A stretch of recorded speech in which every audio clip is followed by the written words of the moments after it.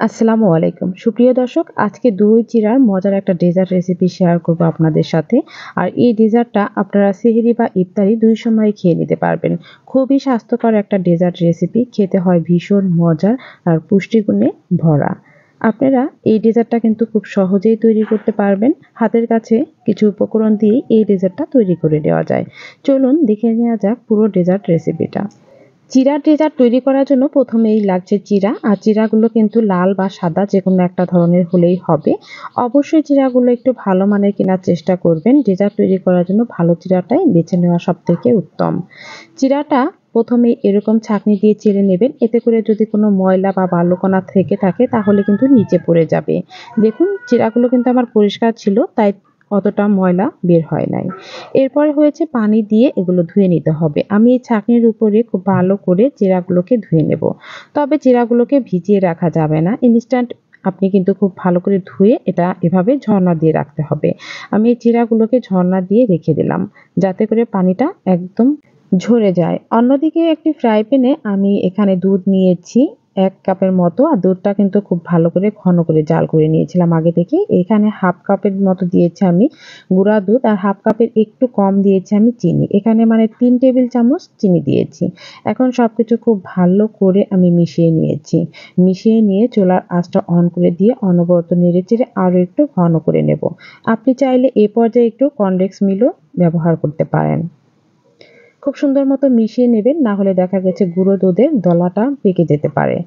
খুব সুন্দর মতো কিন্তু আমি জাল করে নিচ্ছি। আর দুধেরটা কিন্তু আমার একদম রেডিও হয়ে গিয়েছে, অনেকটা ঘন হয়ে এসেছে। অন্যদিকে দেখুন চিড়াটা পানি ঝরে গিয়ে একদম ঝরঝরে হয়ে গিয়েছে, মনেই হচ্ছে না যে এটা ধোয়া ধোয়া হয়েছে। একদম পরিষ্কার হয়ে গিয়েছে। আর যেই দেখুন দুধের খিরসাটা আমি রেডি করেছি সেটাও আমি একটা মিক্সিং বোলের মধ্যে নিয়ে নিলাম। অন্যদিকে কলা, খেজুর আর হচ্ছে দই লাগবে, মিষ্টি দই। দেখুন কতটা ঘন হয়েছে এই খিরসাটা। এর মধ্যে দিয়ে দিব হচ্ছে দই। দইটা আপনাদের ইচ্ছা মতো ব্যবহার করতে পারেন, তবে আমি এখানে 150 গ্রামের মতো দই ব্যবহার করেছি। দইটা দিয়ে খুব ভালো মতো মিশিয়ে নিতে হবে এই দুধের খিরসাটার মধ্যে। খুব সুন্দর মতো প্রথমে আমি একটু সময় নিয়ে মিশিয়ে নিচ্ছি। একটা হ্যান্ড উইক্সের মাধ্যমে সম্পূর্ণ দুধ এবং দইটা মিশিয়ে নিলাম। এরপরে ব্যবহার করছি এর মধ্যে কলা। এরপরে দিয়ে দিব আমি কেটে রাখা খেজুর। খেজুরটাও কিন্তু খুবই স্বাস্থ্যকর। আপনি সারাদিন রোজা রাখলে একটা খেজুর খেলেই কিন্তু ক্লান্তিটা দূর হয়ে যাবে। কোরানো নারকেলও ব্যবহার করলাম কিছুটা পরিমাণে। তবে যাদের অ্যাসিডিটি প্রবলেম আছে তারা কিন্তু এই কোরানো নারকেলটা অ্যাভয়েড করতে পারেন। সবকিছু দিয়ে খুব ভালো করে মিশিয়ে নিয়ে এরপর হচ্ছে চিড়াটা ব্যবহার করছি।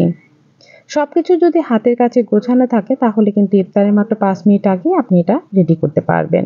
এখন একটা চামচের সাহায্যে খুব সুন্দর মতো আমি মিশিয়ে নিচ্ছি।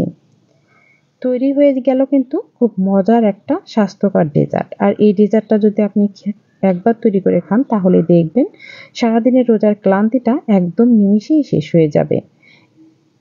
আমি নিয়েছি 2টা কাপ, আর এই কাপের মধ্যে আমি ডেজার্টটাকে পরিবেশন করে দেখাচ্ছি। যে কোনো কিছুরই কিন্তু পরিবেশনেরটা এতটা সুন্দর হলে খাওয়ার আগ্রহটাই কিন্তু বেড়ে যায়। তাই একটু আমি পরিবেশন করে দেখাচ্ছি। প্রথমেই হচ্ছে আমি ডেজার্টটা নিয়ে নিলাম। 2টো কাপের মধ্যেই পরিমাণ মতো আমি ডেজার্ট নিয়ে নিয়েছি। আরও একটু টেস্টি করার জন্য আমি উপরে আরও একটু দই দিয়ে দিচ্ছি, মিষ্টি দই।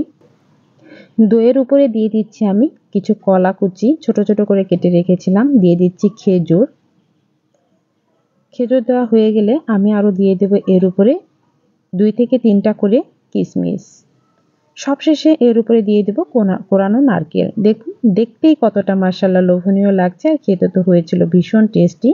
এভাবে অবশ্যই দই চিড়ার ডেজার্টটা তৈরি করে আপনারা সবাইকে পরিবেশন করবেন। দেখবেন খেয়ে সবাই আপনার প্রশংসায় পঞ্চমুখ হবে। খেতে হবে খুবই টেস্টি, আর সব ক্লান্তি এক নিমিষেই দূর। যদি ভালো লেগে থাকে লাইক, কমেন্ট, শেয়ার করে পাশেই থাকবেন। আল্লাহ হাফেজ।